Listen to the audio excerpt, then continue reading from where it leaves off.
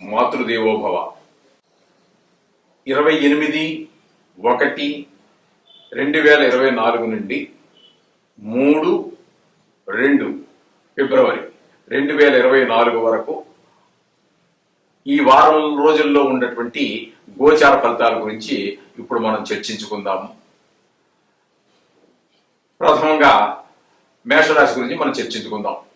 మేషరాశి వారికి షష్ఠమంలో కేతువు, భాగ్యస్థానంలో 9వ స్థానంలో శుక్రుడు, దశమ స్థానంలో రవి, ఏకాదశ స్థానంలో 11వ స్థానంలో శని స్వక్షేత్రంలో ఉండి చాలా శుభగ్రహాలుగా ఉండి మంచి శుభఫలితాలు ఇస్తారు.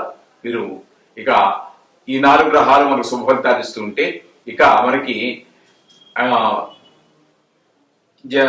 రాశిలోనే గురువు, భాగ్యస్థానంలో కుజుడు, భాగ్యస్థానంలో బుధుడు, ఏ స్థానంలో రాహు మాత్రం మనకి శుభఫలితాలు ఇవ్వటం లేదు.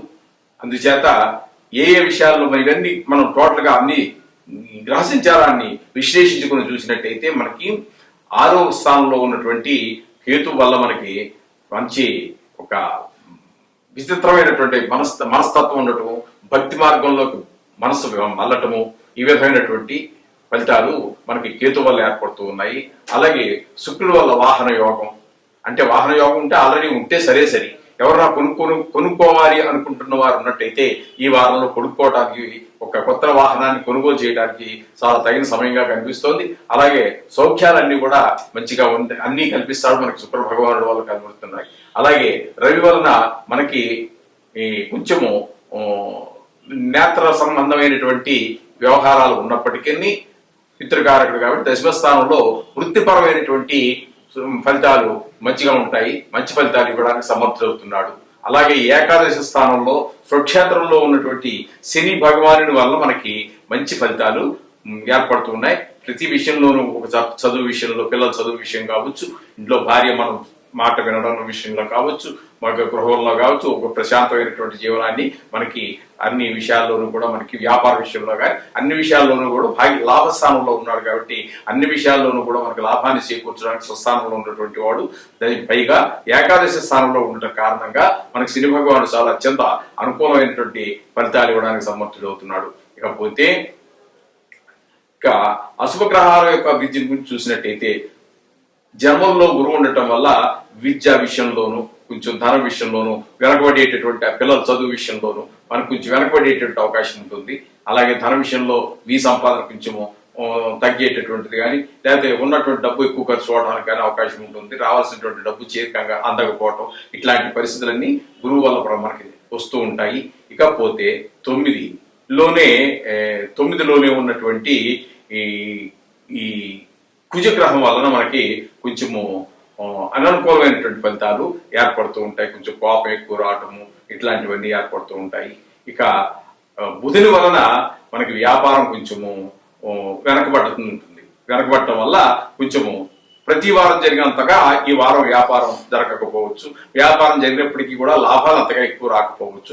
₹1 తక్కువ కంటే వ్యాపారం నడువుకి ఏం చేస్తామంటే లాభంలోనే ₹1 తగ్గించుకుని వ్యాపారం చేస్తూ ఉంటారు.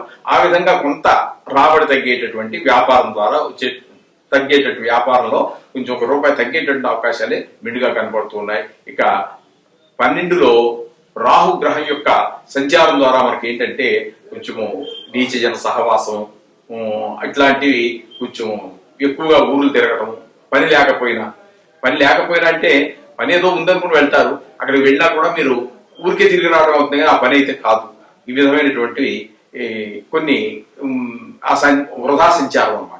ఈ వృధా సంచారము ఇవన్నీ కూడా రాహు వల్ల మనకు జరుగుతూ ఉంటాయి. అందుచేత అక్కడికి వెళ్ళటమా ఊరు వెళ్ళటమా మానటమా అనేటటువంటి దాన్ని 1-2 సార్లు ఆలోచించుకుని ప్రయాణం చేసినట్టయితే అనవసరమైనటువంటి ఖర్చులు కొన్ని మనకి తగ్గేటటువంటి అవకాశం కూడా ఉంటుందండి.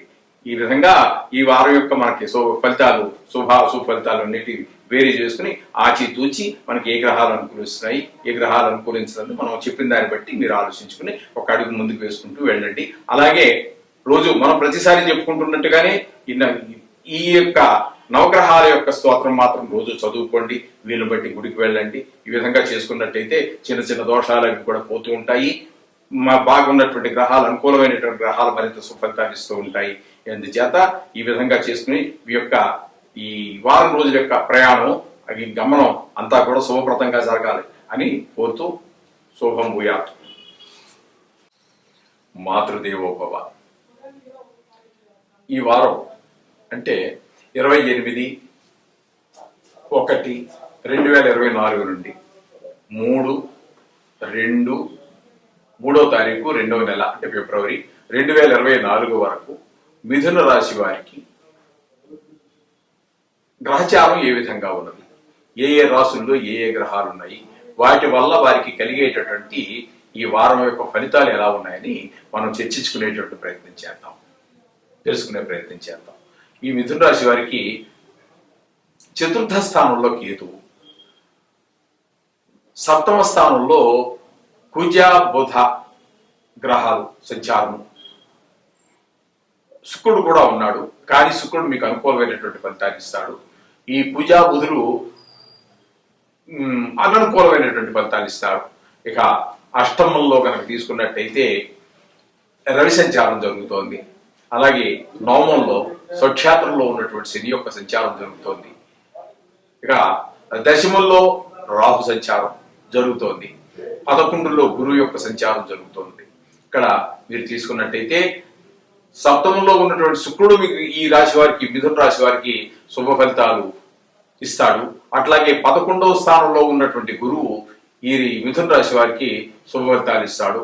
ఇక పోయినట్టయితే భాగ్యస్థానంలో ఉన్నటువంటి ఈ శని స్వక్షేత్రంలో ఉన్న కారణంగా శుభ అశుభ 2 ఫలితాలు కూడా ఇవ్వడానికి సమర్థుడవుతూ ఉన్నాడు.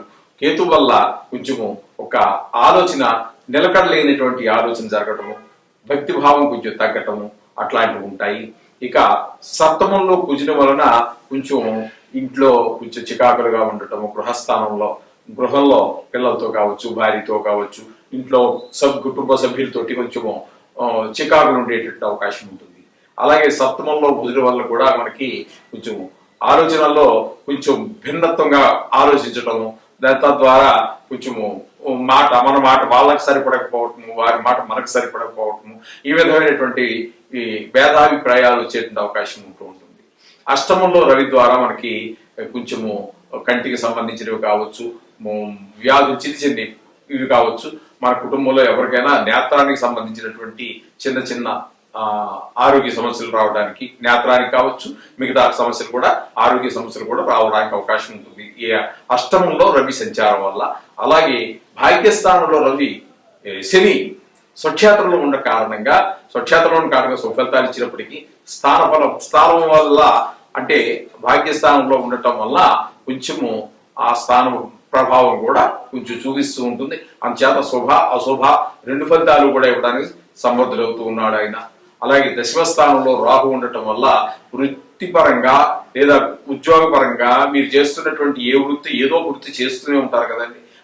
రిటైర్మెంట్ అది వేరే విషయం. 60 ఏళ్ళు వచ్చే వరకు మనిషి సామాన్యంగా శక్తి శరీరంలో దారిద్ర్యం ఉన్నంత వరకు ఏదో పని చేస్తూ ఉంటారు. కొంతమంది 80 వచ్చినా కూడా చేస్తూ ఉంటారు. కొంతమంది 40 సంవత్సరాలకే నిస్సహాయాలు అయిపోయి ఏ పని చేయరు. చేసేటువంటి వాళ్ళ గురించి మనం మాట్లాడక్కర్లేదు. కానీ ఏదో పరంగా ఉన్నటువంటి వాళ్ళకు కొంచెము ఆ వృత్తిపరమైనటువంటి కొంచెం చికాకులు ఉండేటువంటి అవకాశం మనకి స్పష్టంగా గోచరిస్తూ ఉన్నది.